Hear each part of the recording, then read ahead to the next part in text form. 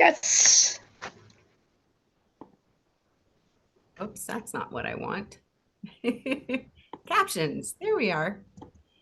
Okay, I'm going to start us with a prayer. So,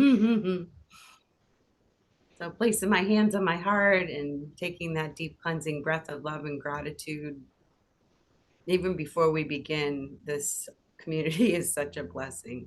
So grateful for the love that is here for all of us, the compassion, the caring, the amazing support that is given and received in this community. I'm so grateful for our willingness to say yes to coming together once a week and talking about living the teachings of Jesus through A Course in Miracles. We're so grateful for our willingness to see clearly, hear clearly, know clearly what is ours to do in each and every moment.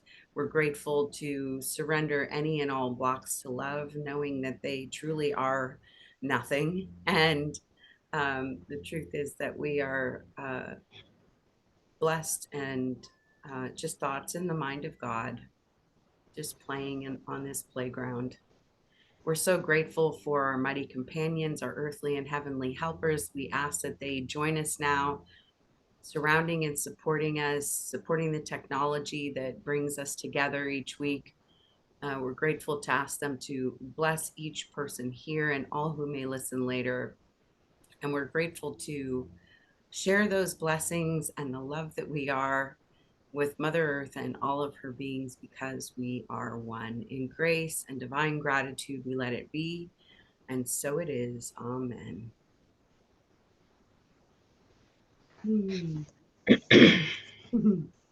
So we are finishing up the Song of Prayer, the very last section, which is in chapter 3, section 4, the Holiness of Healing. And I'm going to start us off. Oh, let me turn my light on so I can see what I'm reading. Might be helpful, or plug it in. You think I didn't know I was coming here today? Because I was distracted by making chocolate covered grapes before I got here. Okay.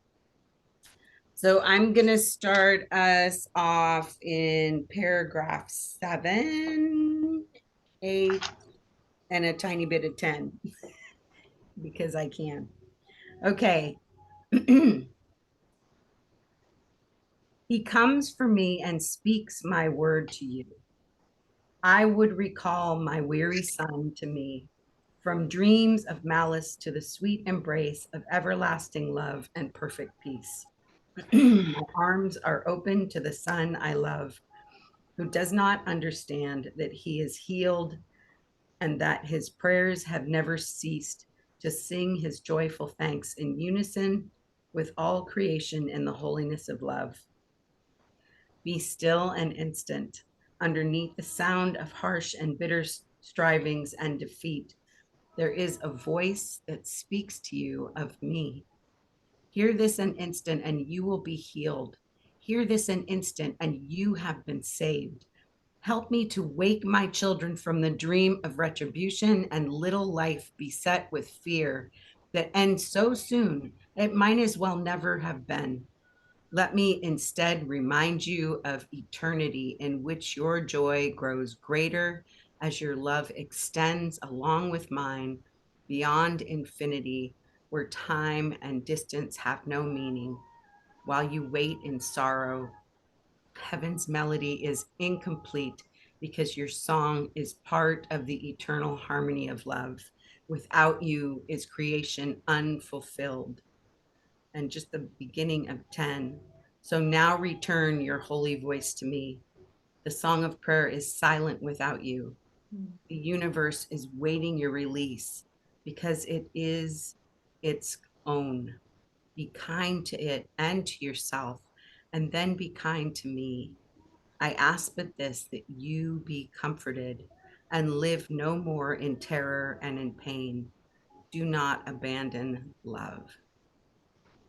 And I just felt like so much here he is asking us to live in passion and in joy and to not leave them unfulfilled in this lifetime.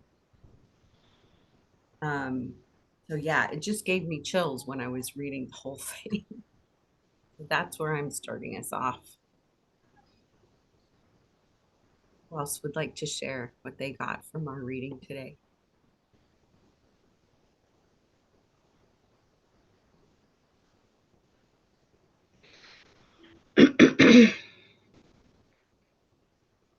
Go ahead, Nancy Gale. Can you hear me? Oh, yeah, it's on. Can you hear me? Yes. I never mute. Okay. So I was reading. This was just the most awesome, loving thing I've ever read. It was like it's like just Jesus was here, just like talking to me, and it was like the last, I've got, basically could underline, mark up the whole thing. Actually, the whole thing. Um, I don't know. I've got it all. It talks about back in two. I don't know. All I remember, it's like in two. Like it says, as witness to forgiveness, aid to prayer, and the effect of mercy, truly taught. Healing is blessing. That's what healing is. And the world responds in quickened chorus through the voice of prayer. Forgiveness shines its merciful reprieve upon each blade of grass and feathered wing, and all the living things upon the earth. Fear has no haven here, for love has come in all its holy oneness. Time remains only to let the last embrace of prayer rest on the earth an instant, as the world is shined away. This instant is the goal of all true healers, whom the Christ has taught to see his likeness and to teach like him. And right under that, I wrote, that's it's like, what else? Um, the last embrace of prayer rests on the earth an instant as the world is shined away. And down there, I put the parallels, the disappearance of the universe, Gary's disappearance of the universe. And I said, oh, yes, yes, yes, yes. It's just like, I've got the whole thing. And it's like over at 4, it says, first you forgive, then pray, and you are healed. Your prayer has risen up and called to God, who hears and answers. You have understood that you forgive and pray only for yourself. And in this understanding, you are healed. In prayer, you have united with your source and understood that you have never left. This level cannot be attained until there is no hatred in your heart and no desire to attack the Son of God, like yourself and everybody else that they're. And then it goes on and said, never forget this. It is you who are God's son. And as you choose to be to him, so are you to yourself and God to you. I mean, it's just every word in here is just like a love. Anyway, just wanted to share. Yeah, thank you, Nancy Gale. That's why it's called the Song of Prayer, right? Uh-huh. Yeah. Yeah. Go Yeah. ahead, Carol. I have to leave a little bit early, so I wanted to get my 2 cents in before I go. And I was just focusing on exactly what Nancy Gale just read. I was going to say number 4. I love that paragraph because it reminds me constantly that it's about me. It's not the other person. It's not anybody else. The forgiveness is for myself. And it then brings back Ho'oponopono. Just, you know, it all loops together. It all just the precepts, the concepts, the ideas, and the thinking is again the same. It's really constantly bringing me back to me and no one else. There is no one else. And so I think I know that I forget that very quickly if I get into a discussion with someone else that I don't agree with, or we get a little bit of friction or whatever. I forget so quickly that we are one and that there's no separation. So these words, these paragraphs, and I've underlined almost all of 4 because that's what it speaks to me, that it's you, Carol, it's nobody else. And you know what I mean? I need to be reminded almost every day, several times a day, that there is nothing and no one else. And it is just me and the oneness with everyone else. And so I don't know about you all, but as old as I am, and as long as I've been doing this, I still forget to remember the truth. And that's the core of this whole thing. And I think that's really what Nancy Gale was trying to say, because it's just love. It's just love. This is all we are. This is all we desire. This is our beingness. This is our thinking. This is everything about us. But because we're in the world, we forget so quickly because we get caught up with the guy at the grocery store who maybe cuts in front of us, or somebody flips us the bird in the car, or whatever it is. We just for a moment forget that that's our brother, that's our sister. These people belong to us and we belong to them. However, they may not even know, understand, or remember any of it, we do. So this is what I love about this. It brings me back to the remembrance of my truth. And it just sets me straight, puts me back in alignment, and I have to forgive myself and just start all over again, you know, but I'm so grateful to be reminded over and over. So thank you. I love you guys. When I disappear, it's just because I have to go early. All But right. I love being here. I'm so happy to be here. So thank you. Yeah, glad you're here. Thank you for that. Grace and then Mary Lee. Hi, everybody. It's so beautiful to see you after so long. I've been on vacation and I went on a road trip with my ex-fiance. Now, don't ask me any questions about that. but I wanted to make sure that I was in complete peace with him and that he was with me. And I thought the only way to do that is to spend time and just show him I love him. Anyway. No, I'm kidding. I don't mind talking about it. But anyway, I went through quite a change this summer because I spent a lot of time reading. And we don't need to read anything. We know it all already. So don't write the book down. But I was reading Helen's notes. And also my teacher was also referring to the text a lot. And I realized a lot of stuff.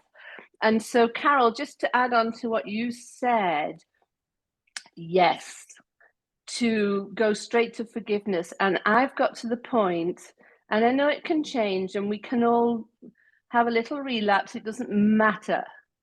We can choose again. But that stuff, not only do I need to remember to forgive, but I also need to remember who I am. Am I behaving like the Christ? Am I coming from the side of me that's perfect, or am I coming from mythical me, mythical grace? So it's a minute-by-minute decision to come from the side that's the true side of me, which means that I have to live up to the example that Jesus set when he was on earth, which is I don't need to forgive because I'm not judging. And I am reminding myself, I am love. Well, how do I express that? Am I expressing that completely? I am peace. Am I expressing that completely? And I spent a lot of time with the books and just listening to the recording and giving my time to God this summer. And I made a huge decision that I'm not going to listen to the voice of ego. I'm not going to give attention to mythical me. I'm going to give my full attention to being who I am. And if I think about the life of Christ, even at the age of 12, he was telling his mother, don't you know who I am? What my job is, what my Father wants me to do. So am I living that 100%? And I really challenged myself, and it's brought me such joy. And you know, people don't flick me off anymore on the freeway. I used to hate that. I thought, no, do it. I'll do it and I'll just love you back. And people don't bother me in the grocery store. Everywhere I go, it's just an expression of love. So I stepped up my game and I thought, can I be more of who I really am? And there you go. I just wanted to share that because it's brought me such joy in everything. And it has meant withdrawing a little bit from the world, but not completely. We need our relationships to practice bringing the love down to earth. We can't just stay up there in the cave. So I haven't got myself off, but I spent a lot more time focusing on who I really am. Thanks, you all. Beautiful, Grace. Thank you so much. What a beautiful practice. Mary Lee, and then Mark, and then Kathleen. Well, I haven't been able to be here for a couple weeks and I missed it. And as usual, I have questions. In paragraph 4 that was read here just this morning, starting there closer to the end of that paragraph, in prayer, you have united with your source and understood that you have never left. This level cannot be attained until there is no hatred in your heart and no desire to attack the Son of God. I'm not sure of my interpretation being as maybe everyone's is, so I just wondered if there were some thoughts that would help me understand that. Because when there is no hatred in your heart, it seems like at this age that I am, and that I do feel what I would call hatred, especially toward some of the politicians that are leading many of our people in the United States and possibly the world to be more negative against some peoples. There's a lot going on right now where there seems to be an increase in demonstration of hatred toward minority groups. And you say, well, they're the ones showing the hatred. And yet I can't sit here and say to you that I don't hate what they're doing. I guess maybe in part I've answered part of my own question, because I guess you can hate what someone is doing and not hate them. I don't know in all my 73 years on this earth that I've said, oh, I hate that person.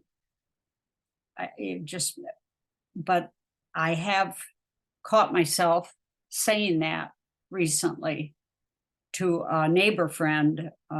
Our different neighbor friends we're all quite close.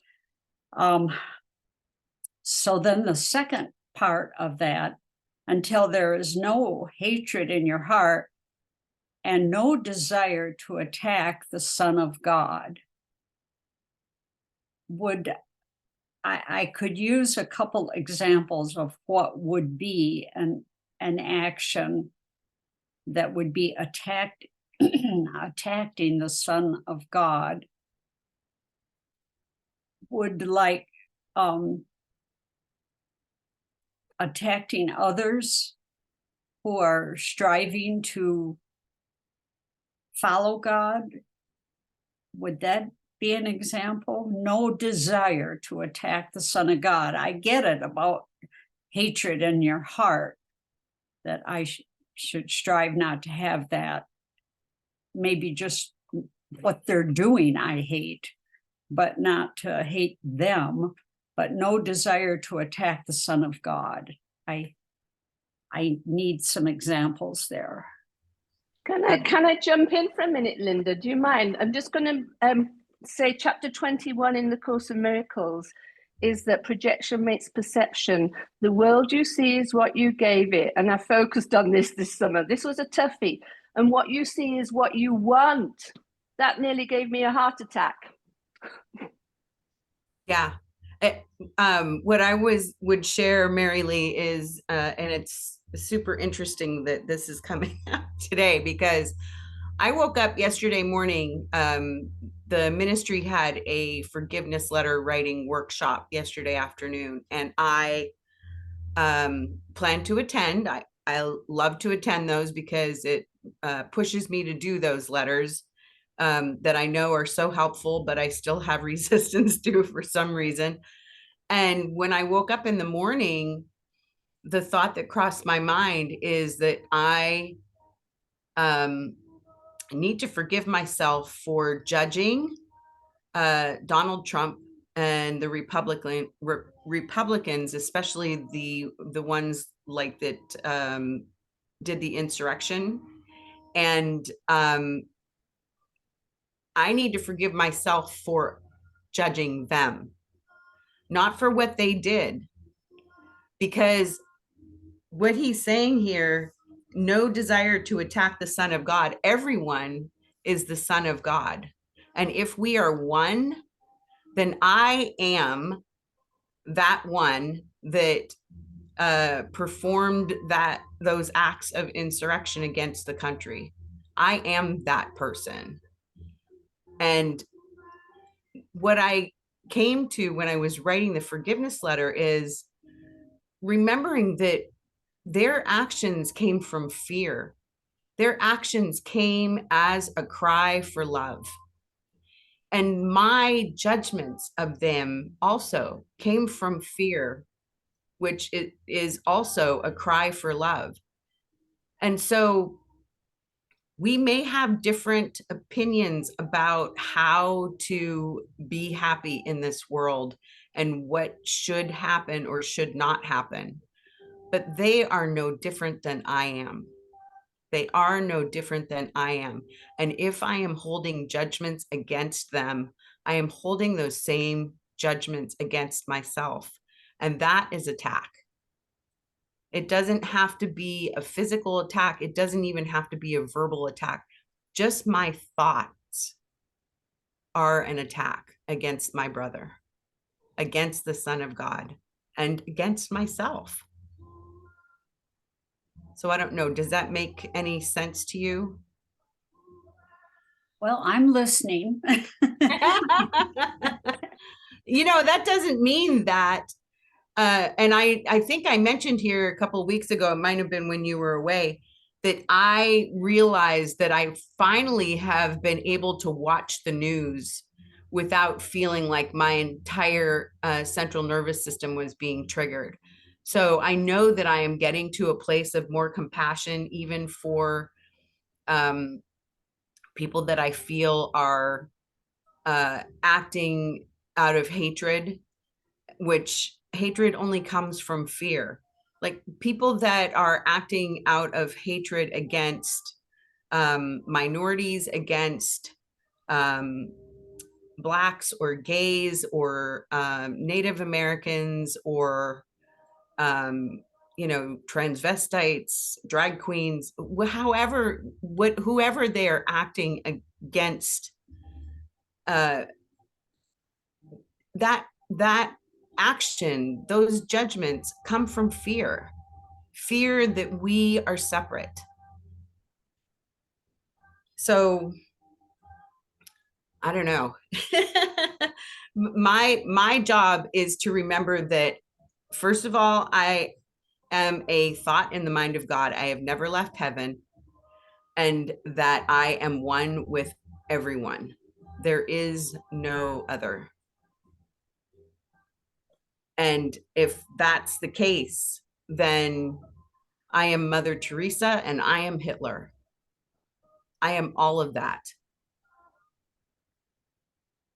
Can I say something as a Yeah, reaction to go that? ahead. Yes. Because I think also it's a very important point, and I think it's very, I agree with what you're saying, Linda, but I would like to stress the difference, or that we are aware about the two planes, the two levels that are there, and that we don't make some level, how do you say, level confusion. So what I'm meaning is, like, when we're saying we are one with other people, my understanding is that we are the same consciousness or the same awareness that is behind all these other people. But my understanding is also that I am not the person Mark, and neither am I the person Donald Trump.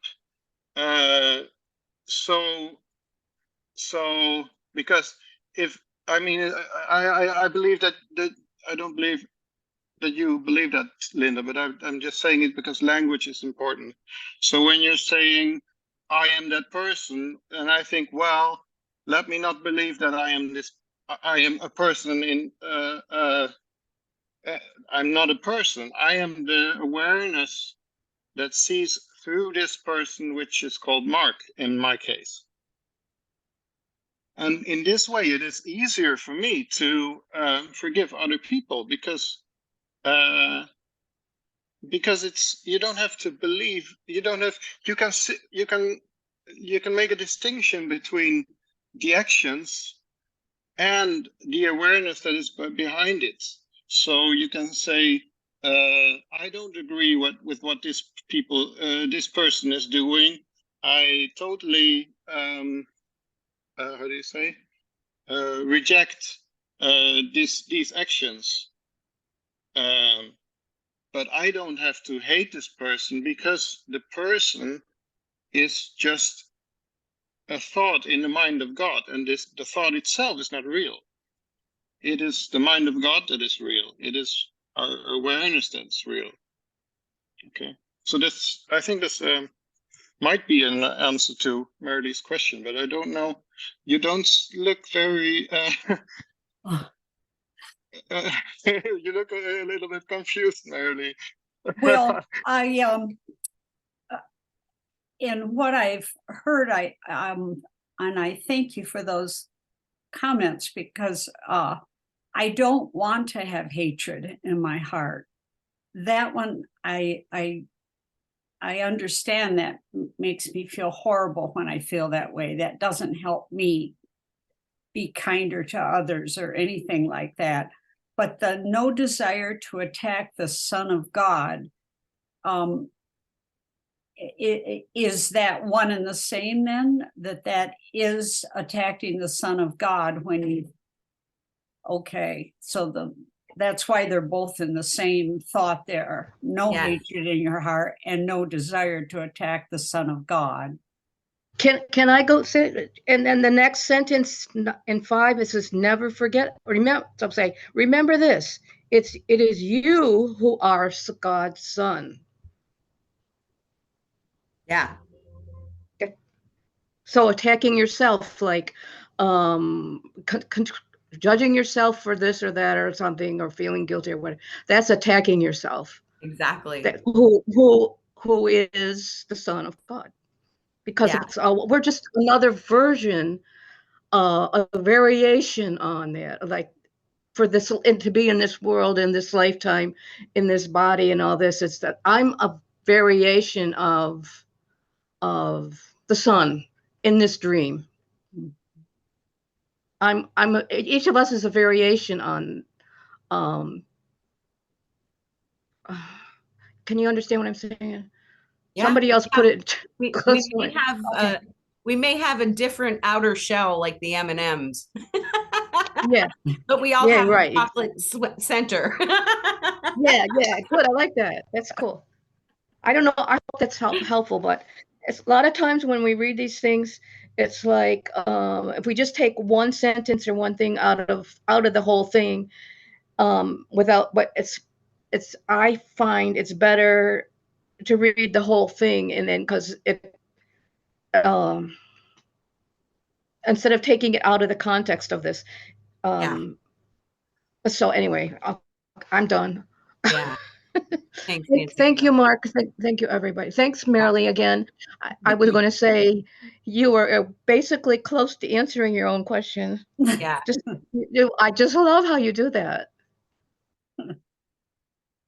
Yeah, the image I got too when we were talking about attacking the Son of God just reminded me of like when you're a little kid and you're like, stop punching me, and you're the one that's punching yourself, doing stuff like that. It's it's that silly. It's that crazy and insane. That if I'm having this judgment about my brother, it's like I'm punching myself and then I'm blaming somebody else for punching myself.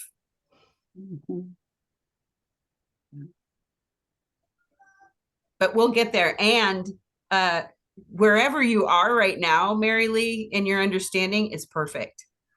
It is just like the forgiveness letters. I tell people all the time that if this is their first time writing a letter, you may not be able to write a letter of self-forgiveness. You may not be there yet. You may not be able to say, I'm forgiving myself for something that seemingly happened to me in this world that was perpetrated by somebody else. You'll get there eventually, but don't push yourself and don't beat yourself up if you're not there already. We all get there. Just like sliding into home plate, filthy, dirty, ready to go again. Mark, was there anything else you wanted to add? Yeah, well, I was just wanting to say something short, like about, because we're talking about prayer, and for me, prayer is like, because it's also it's in the text of this week, something like merging with, or I don't know. It feels like the moments that feel like true prayer to me is like, it feels like a retreat into yourself, and like a total retreat from the world and from your thoughts, and like getting into your heart, and then you feel the warmth and the love and the unity, and so and that happens, well, that happens sometimes. It's I mean, it's just like was it Grace? Nay, yeah, it was Grace who was saying, I forget all the time. Yeah, I forget also all the time, but I'm happy to forget many times, because if I forget only once a day, that means that I only remember once a day. So that's beautiful. I rather forget all the time and remember all the time. Yeah. So, all right. Yeah, thank you, guys. Yeah, thank you so much, Mark. Kathleen, and then Carla.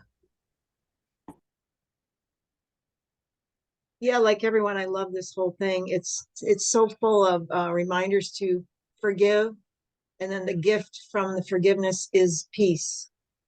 And the number 2, that is witness to forgiveness, aid to prayer, and the effect of mercy truly taught. Healing is blessing. There's all this emphasis throughout this whole thing about being healers and about being healed, and then about forgiving. And I know Kieran J is doing a workshop coming up about the difference between like healing to destroy, or forgiving to destroy, and forgiving to heal. And forgiveness to destroy, I think we're all familiar with that. Like, oh, you did something to me, but I'll forgive you. Or like judging and then forgiving. So if we be really fast, we would not judge in the first place. And then we don't need to forgive, like Grace was saying. But I like the references to singing in here at the end of number 1. Join the song of prayer in which the healed sing of their union and their thanks to God. And then jumping in the middle of number 2, forgiveness shines its merciful reprieve upon each blade of grass and feathered wing and all the living things upon the earth. That's in the dream. This is talking about 2 levels at once. So it's really important, I think, to keep actively healing each other. Like I was learning how to do with Robert Perry's Becoming a Course-Based Healer, where you actually look at someone you can see in the dream, and then you look past their body, and then you see the light in them. And then you, first you see their ego and all the darkness, and you sweep it away, and then you see the light in them, and then you bring the light back, and it goes into you. So all healing is self-healing. So I've been practicing this, and when I was in Idaho last week, I was practicing on my friend Roger and his sister, and I'm starting to see visions when I actually focus on someone. So when I was doing it with Roger, I saw these 2 big hands, big hands, and Roger was in one of the hands, and all kinds of light. Well, there's no way that you can do that. And you can stick Donald Trump in the hand, you're still going to see the light. You're going to see the healing light, and it's going to come back on you. It eliminates all the need for any kind of judgment. So if we can all practice healing specific people in our dream that we're creating. Remember Kieran J saying to me, Kathleen, you're depressed. You're creating a sister who's depressed because you can't face the fact that you're depressed. And I couldn't handle that at all. No, my sister's depressed. But anyway, we're creating everyone in our dream. And then this whole section, first you forgive, then pray, and you are healed. So the whole emphasis on prayer, our daily lesson today, the prayer is, Father, my ancient love for you returns and lets me love your Son again as well. Father, I am as you created me. Now is your love remembered, and my own. Now do I understand that they are one. So anything in italics is a prayer. So if you're wondering how to pray, just look at the daily lesson. There's usually a prayer in there. At least there's tons of lessons that have daily prayers.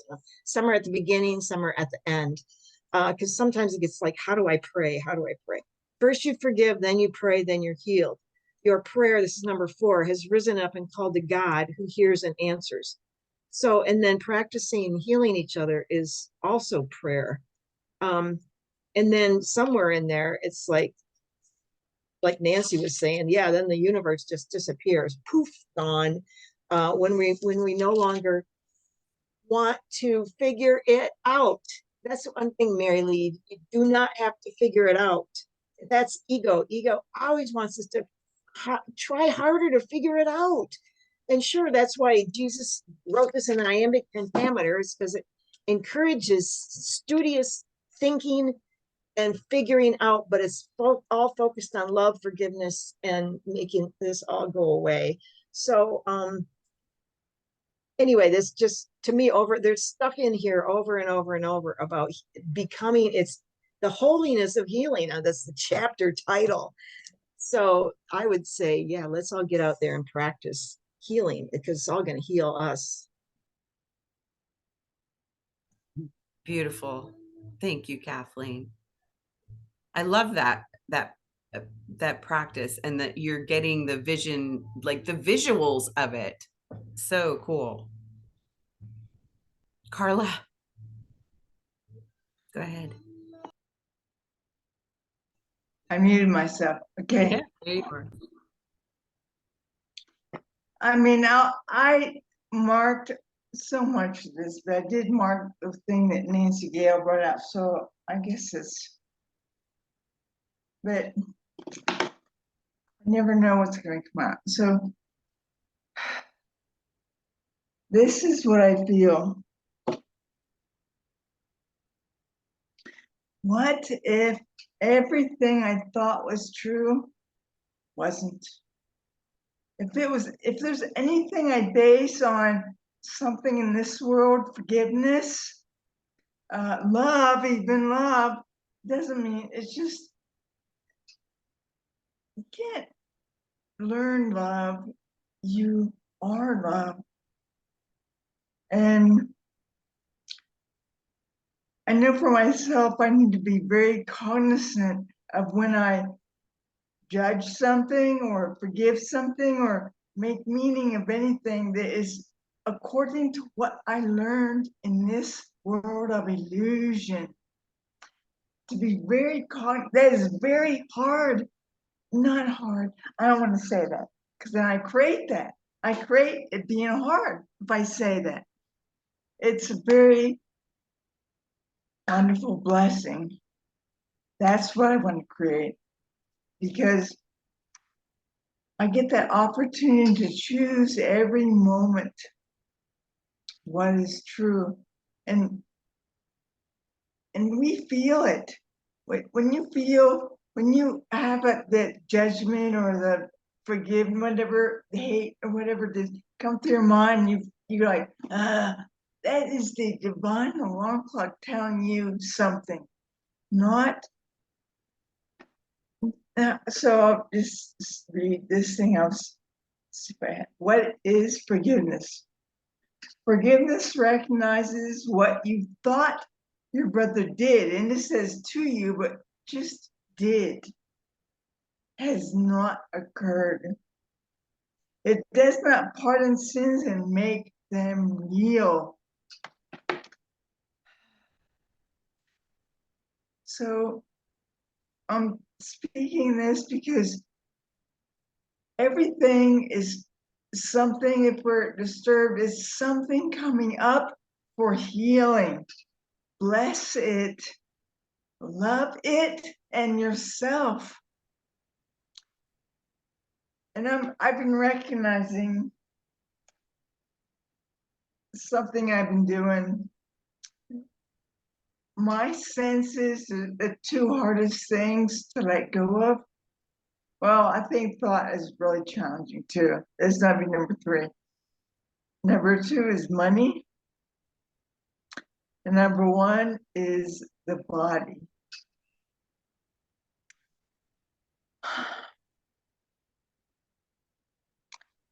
I just, even feeling sad is a judgment. Everybody's choosing whatever they choose because they're on their own path of awakening, wherever they are.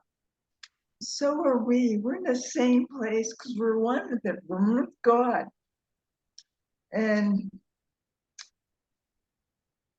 I've realized, actually, many things, I can't speak them all, but that I've been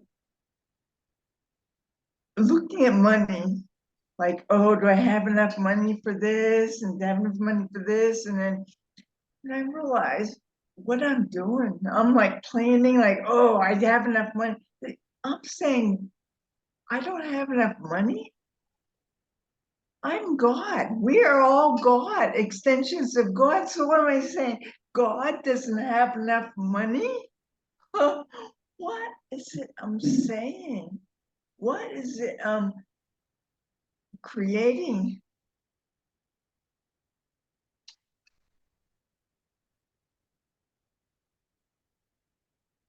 I feel sadness, not because I want to judge myself, it's because I'm so happy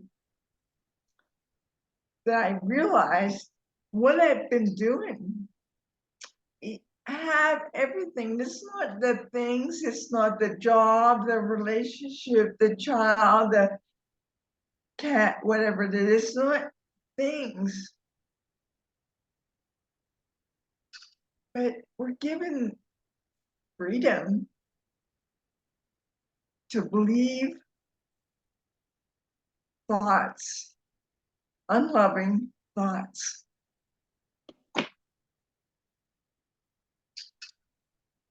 Okay, one more thing. So,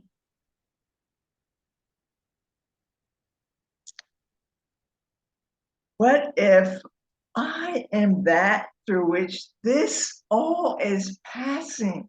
I think it's real. It seems so real. It feels so real. And then I believe it's real. And so that's the power I'm given. I make it real by believing it. Belief is really powerful. I don't know if I can share this quickly. I'm sorry, it's not, but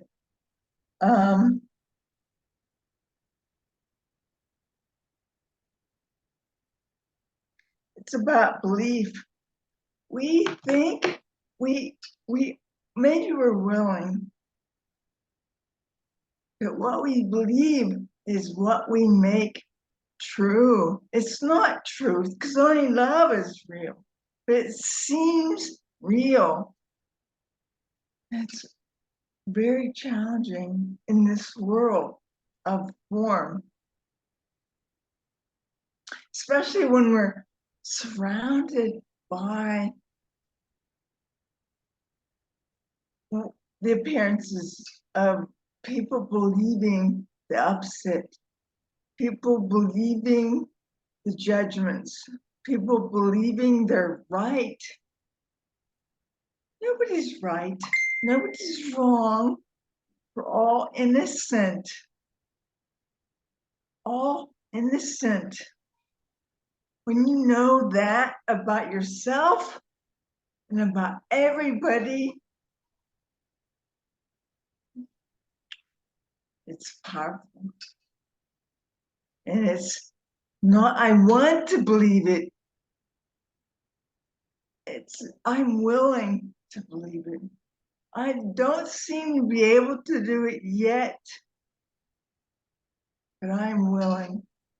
Everything starts with a little bit of willingness. It says great willingness, and it says total willingness. But I'm not going to judge any of those statements.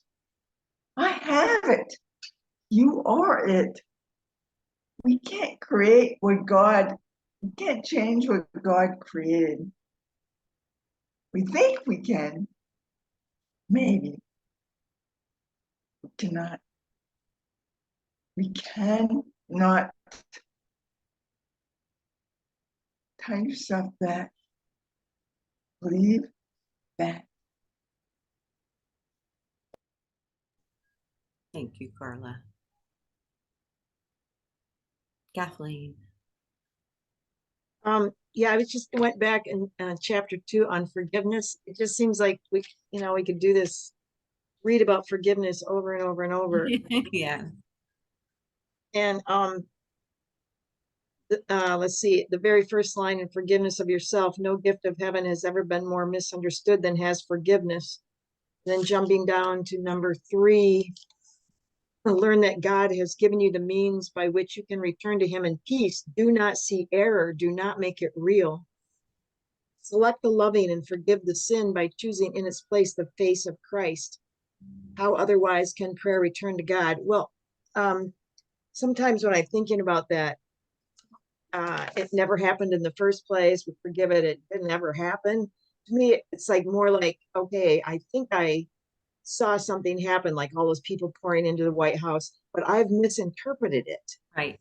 It's almost like okay, I can see it, but instantly I'm going to judge it. So what the Course is saying is, wait a minute, just, yeah, maybe you're seeing something, but you're giving it all the meaning that it has for you. So put the face of Christ on it and practice forgiving each one of those people because they're you. And Yes. there's nobody else out there. So I guess so that just makes it a little bit easier than me saying, wait, it never even happened. Because Yeah. wait a minute, I saw it happen. But I get it that I can completely be misinterpreting it. Yeah. And it's happening for a reason. We're spiritually advancing as a planet, and that's part of our spiritual advancement is what I have to assume. So yeah, I think if we just I'm just going to keep reading this song of prayer over and over and over. The whole thing is so good. So thanks. Yeah, it's so beautiful. And it's exactly yesterday's lesson 247. Without forgiveness, I will still be blind. I will never be able to see the innocence and the love of my brother that my brother is if I am not willing to forgive myself for having judged them as being wrong in what they did. They did nothing. It was just my interpretation of it. Carla, and then Grace, and then Nancy Gale. Okay, I'll be real quick. I was going to say, I'm in, well, I'll say attempting, but remembering Spanish. I know it, but I don't know I know it. It's just like everything else. We don't realize we know it. We are it. But I was going to say there's one word. It's interesting how life, art, whatever it is, emulates truth. There's this one word called, if you look at it, it looks like sin, S-I-N. And it's without. It's the meaning of it is without. So we're without sin, but it's pronounced like seen. That's how it's pronounced. It's so interesting because what you can learn from little things. Seeing, it's like seeing them, seeing everybody else, yourself, what is truth. Seeing, I mean, I don't know. It just seems so wonderful to me. Thank you. Yeah, thank you, Carla. Grace. Oh, that's okay, Linda. I think we're at time, so I'll leave it for now. Okay. Nancy Gale, just very quickly, because we are at time. Carla, see, it's like that. All those what do you call them? The Romance languages. They're all based on Latin, and in Latin it's SINE. It's called sine, and that means without. So you're right. I was the Latin teacher, but anyways, I forgot what I was going to say. Wait a minute, just.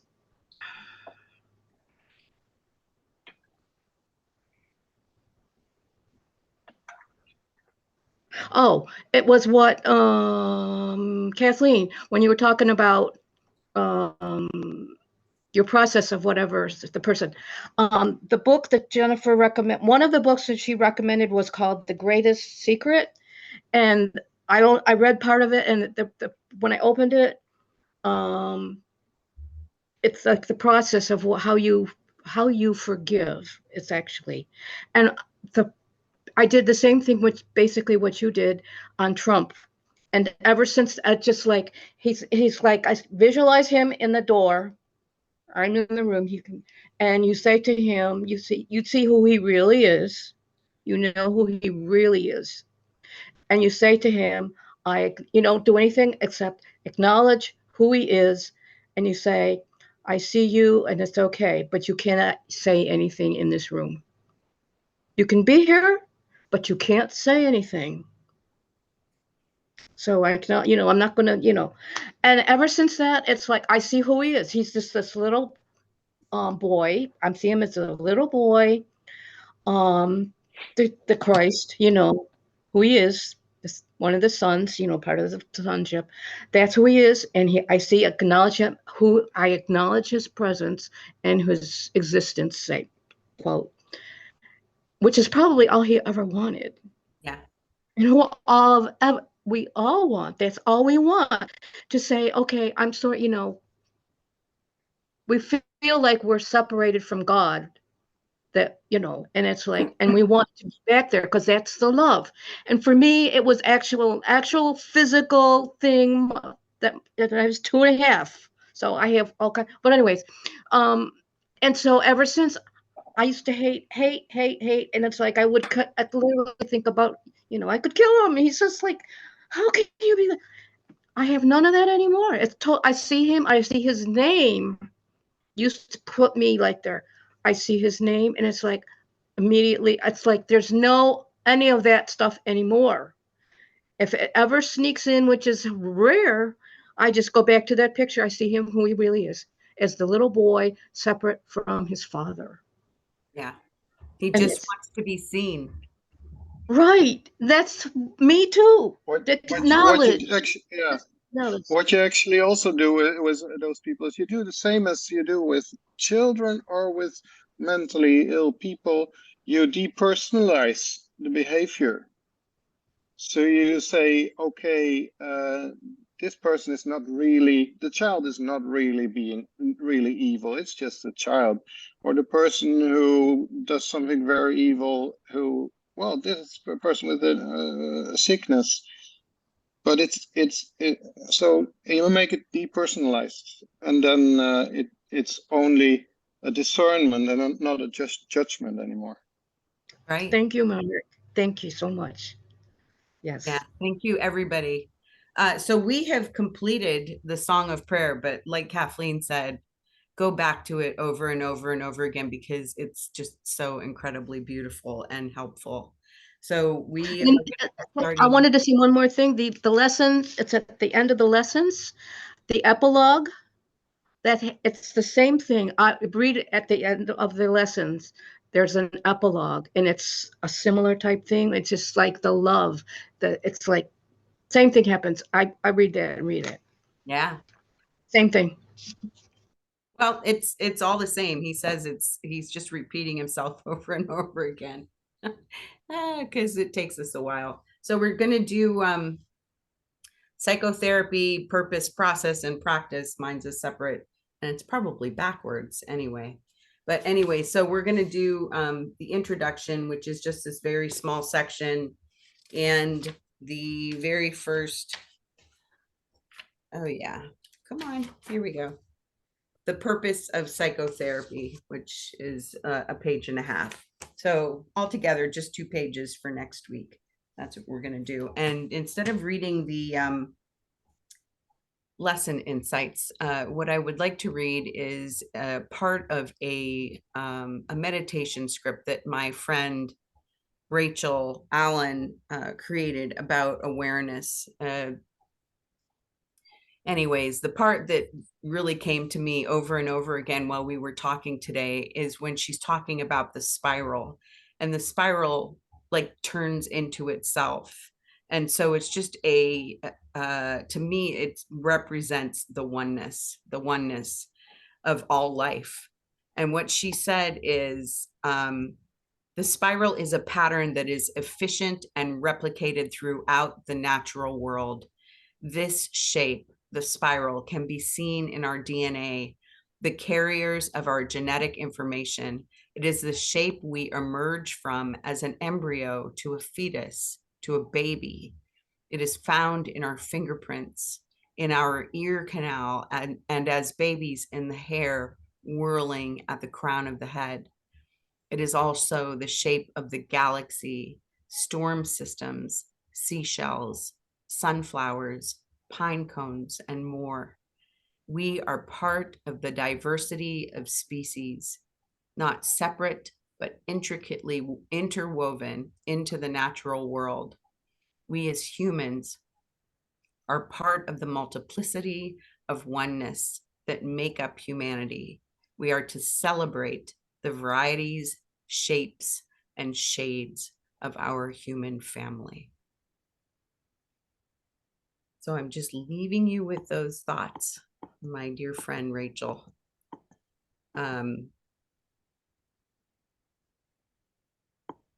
Name of the meditation is called Seeking Connection, and I can put the whole script in our WhatsApp chat. So anyway, So next week, we start the psychotherapy pamphlet. I will see you all then.